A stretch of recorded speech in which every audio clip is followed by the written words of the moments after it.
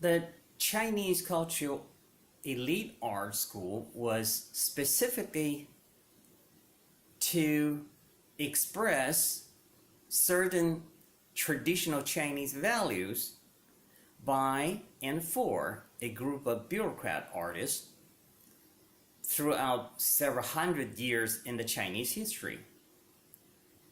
But the notion and the definition of Chinese intellectual changed ever since some 110 years ago, the last Chinese empire came down. China embarked on a westernization-oriented modernization process in the last 110 years also, and the education changed not only in the specific approach but also the values. The Chinese society has been disconnecting from its own cultural roots, and lots of values changed.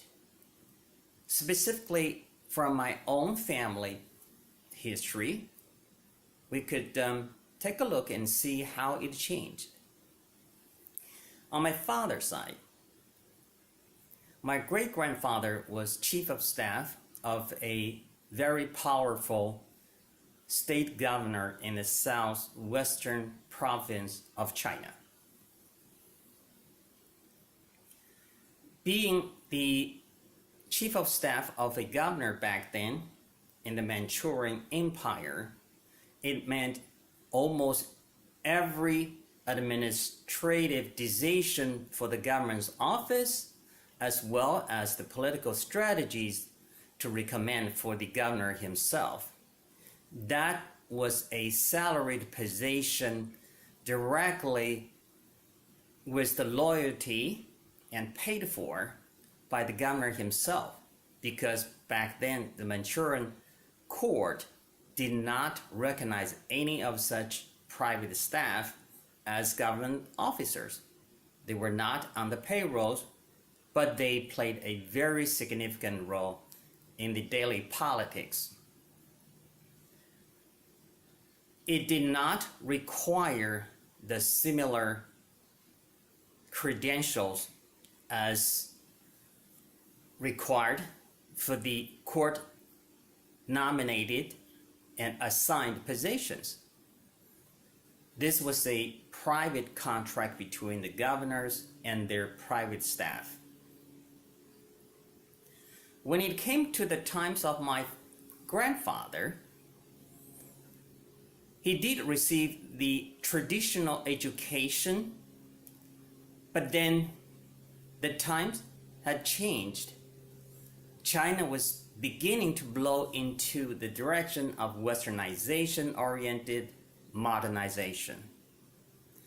My grandfather became a cadet in an OCS of the Manchurian New Army in Western style, and the idea was the court would turn to the Western style military strategies and approaches, and to build up a brand new army in the Western style. And my grandfather was one of those lucky or not so lucky kids entered into the system. However, by the time he became commissioned as an army officer, he joined the others into the revolution to take down the empire, and he started his military career in the early republic without the emperors. The time certainly had changed. When it came to my father, he came through the entire education in a British boarding school.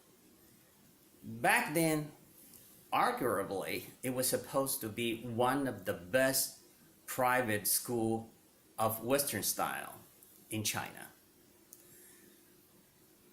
The kids hanging around with him in the same school were the VIP kids or the super rich kids, that pretty much tell you what kind of people were checking into the Western styled school and education system in a hurry. By the time my father retired from his active professional life, he already published 3 books. Remember, we talked about this earlier, that in the 3rd class of structured traditional Chinese intellectual system, writing a book and to promote your own ideas was not so honorable and nevertheless not so highly respectable. In any case, my father did publish 3 books before he retired. As for myself, I just completed my first project of a book with 200,000 word count.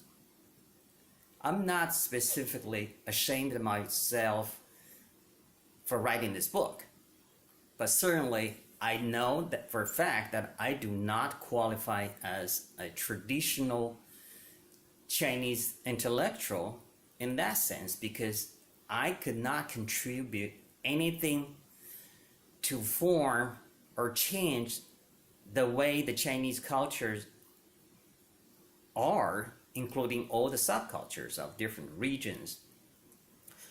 Nor could I develop a position to contribute and to make the Chinese ordinary life better.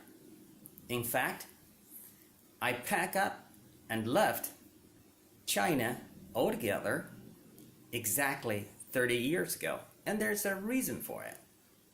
I'll come to that.